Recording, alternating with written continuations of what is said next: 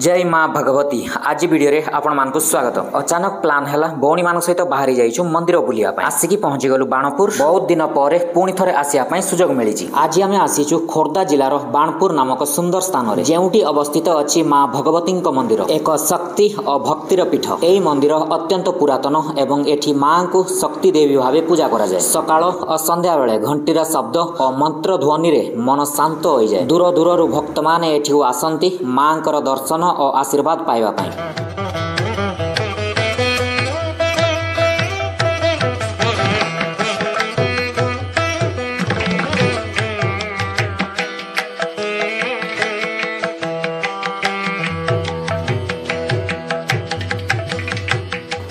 मांकर मुख देखिले मने लागे जेपरि सबु दुख भय दूर हो जाउछि। एठार पवित्र परिवेश मन को एमिति शांति दउछि जे समस्त चिंता भूली जिबाकु मन होउछि। जदि आपण केबे बाणपुर आसंती निश्चय माँ भगवतीक मंदिर को जाई दर्शन नियंतु। जय माँ भगवती। वीडियोटी भल लागिले लाइक शेयर सब्सक्राइब करबाकू जम्मारू भूलिबेनी। आज दिनटाको एठी समाप्त करबा। रहुछि जय माँ भगवती।